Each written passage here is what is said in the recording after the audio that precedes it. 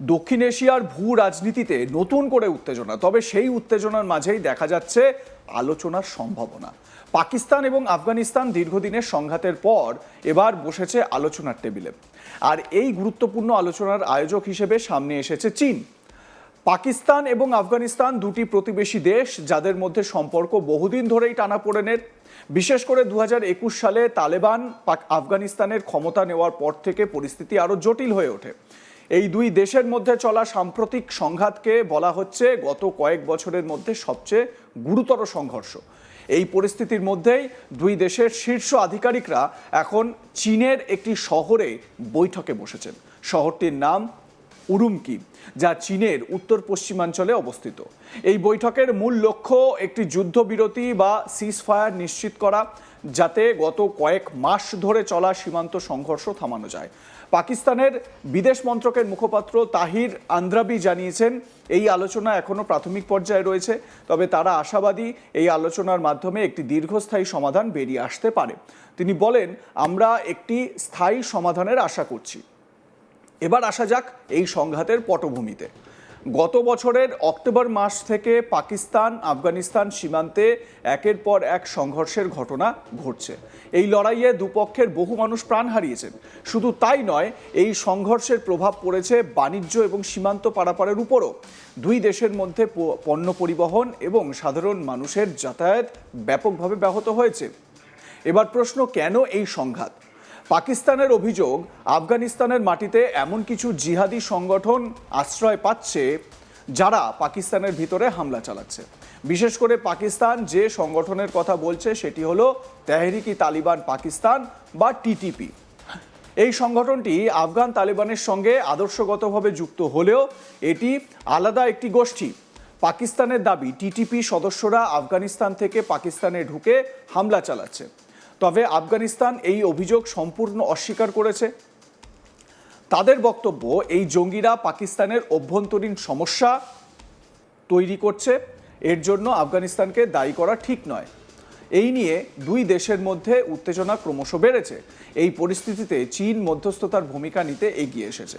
চীন, পাকিস্তান এবং আফগানিস্তান এই তিনটি দেশের সঙ্গেই তার সীমান্ত রয়েছে এবং এই অঞ্চলে স্থিতিশীলতা বজায় রাখা তার জন্য অত্যন্ত গুরুত্বপূর্ণ। তাই তারা চাইছে আলোচনার মাধ্যমে এই সংঘাতের সমাধান হোক। চীনের অনুরোধেই এই বৈঠকের আয়োজন করা হয়েছে বলে জানা গেছে। আফগানিস্তানের তরফে জানানো হয়েছে তারা একটি মধ্যস্তরের প্রতিনিধি দল এই আলোচনায় পাঠিয়েছে। আফগান বিদেশ মন্ত্রকের মুখপাত্র আব্দুল কাহার বালখি জানিয়েছেন, তাদের প্রতিনিধি দল এই বৈঠকে দায়িত্বশীল ও বিস্তৃত আলোচনা করতে প্রস্তুত।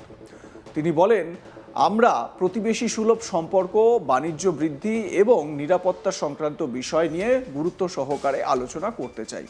অন্যদিকে পাকিস্তানও জানিয়েছে যে তারা এই আলোচনায় নিজেদের উদ্বেগ স্পষ্টভাবে তুলে ধরছে। তবে পাকিস্তানের পক্ষ থেকে একটি বিষয় পরিষ্কার করে দেওয়া হয়েছে। তাদের মতে সমস্যার মূল সমাধান আফগানিস্তানের হাতেই রয়েছে।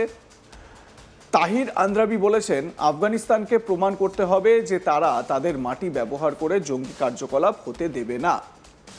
এই মন্তব্য থেকেই বোঝা যাচ্ছে দুই দেশের মধ্যে আত্মবিশ্বাস এখনও যথেষ্ট গভীর। এবার আসা যাক সাম্প্রতিক উত্তেজনার দিকে। চীনের আগে এই সংঘাত থামাতে একটি বিশেষ দূত এর আগে চীন পাঠিয়েছিল, কিন্তু সেই প্রচেষ্টার পরেও পরিস্থিতি খুব একটা শান্ত হয়নি। বরং কিছুদিন আগে পাকিস্তানের বিমান হামলা আন্তর্জাতিক মহলে ব্যাপক সমালোচনার মুখে পড়ে। আফগানিস্তানের দাবি, ওই হামলায় একটি পুনর্বাসন কেন্দ্র লক্ষ্যবস্তু করা হয় এবং সেখানে 400-র বেশি মানুষ মারা যান। অন্যদিকে পাকিস্তানের বক্তব্য, তারা শুধুমাত্র জিহাদি ঘাঁটি এবং সামরিক স্থাপনাকে লক্ষ্য করেছিল। এই ঘটনাকে ঘিরে দুই দেশের মধ্যে উত্তেজনা আরও বেড়ে যায়। এরপর পরিস্থিতি কিছুটা শান্ত করার জন্য একটি অস্থায়ী যুদ্ধবিরতি ঘোষণা করা হয়। এই যুদ্ধবিরতি হয় মুসলিমদের পবিত্র রমজান মাসের শেষে সৌদি আরবিয়া, কাতার এবং তুরস্কের অনুরোধে। কিন্তু সেই যুদ্ধবিরতি বেশি দিন স্থায়ী হয়নি। রমজান শেষ হওয়ার পর আবারও সীমান্ত এলাকায় বিচ্ছিন্নভাবে সংঘর্ষের খবর পাওয়া যাচ্ছে। সম্প্রতি আফগানিস্তানের কুনার প্রভিন্স থেকে একটি অভিযোগ এসেছে। সেখানে পুলিশের এক মুখপাত্র জানিয়েছেন পাকিস্তান সীমান্তের ওপার থেকে মর্টার হামলা চালিয়েছে। এই হামলায় 2 জন সাধারণ নাগরিক মারা গেছেন এবং 6 জন আহত হয়েছে। তিনি আরও বলেন, হামলা শুরু হওয়ার 2 ঘন্টা পরেও তা চলছিল, তবে পাকিস্তান এই অভিযোগ অস্বীকার করেছে।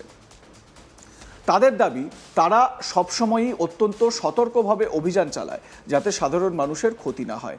এই পরিস্থিতি থেকে স্পষ্ট 2 দেশের মধ্যে উত্তেজনা এখনও পুরোপুরি কমেনি। তবে আলোচনার এই উদ্যোগ একটি ইতিবাচক পদক্ষেপ হিসেবে দেখা হচ্ছে। এদিকে পাকিস্তান শুধু এই সংঘাত নিয়েই ব্যস্ত নয়, তারা একই সঙ্গে আন্তর্জাতিক স্তরেও কূটনৈতিক প্রচেষ্টা চালাচ্ছে। তার অন্যতম ফল দেখা যাচ্ছে চীনের এভাবে এগিয়ে আসা মধ্যস্থতার জন্য।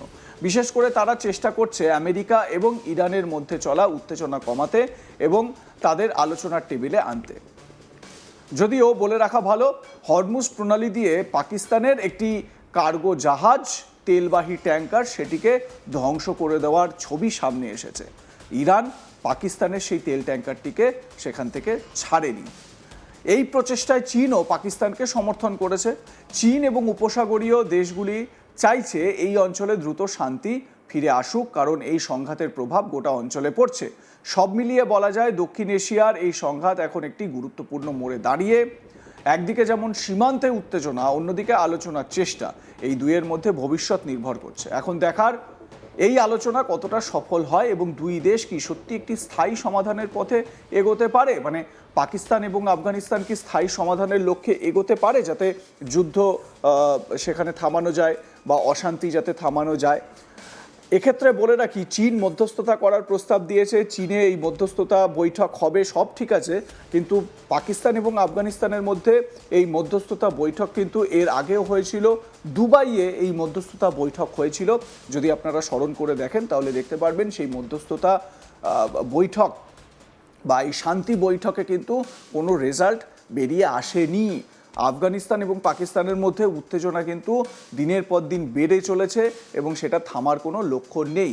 সাম্প্রতিক পাকিস্তানের যে এয়ার স্ট্রাইক আফগানিস্তানে, সেই এয়ার স্ট্রাইকে কিন্তু পরিস্থিতি আরও জটিল করেছে। যেহেতু আফগানিস্তানের কাছে সেই অর্থে বায়ুসেনা নেই বা এয়ারফোর্স নেই, সেই কারণে কিন্তু আফগানিস্তান এই যে আকাশযুদ্ধ, সেই আকাশযুদ্ধে কিছুটা পিছিয়ে পড়েছে বলা যায়। কিন্তু আফগানিস্তান যেটা করছে সেটা হচ্ছে গিয়ে স্থলপথে পাকিস্তানকে নাস্তানাবুদ করে রেখেছে।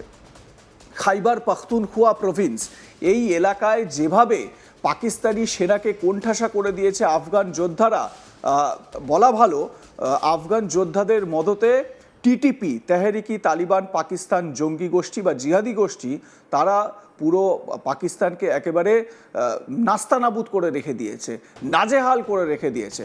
এই রকম একটা পরিস্থিতিতে মধ্যস্থতার যে প্রস্তাব চীনের তরফ থেকে দেওয়া হয়েছে আলোচনার টেবিলে বসার, তাতে করে আলোচনায় কতটা ফলপ্রসূ হয় সেটাই কিন্তু একটা বড় প্রশ্নচিহ্নের মধ্যে রয়ে যাচ্ছে। স্বাভাবিকভাবে আপনাদের মতামত কি এ বিষয়ে জানাতে ভুলবেন না। দেখতে থাকুন আজ তাক বাংলা।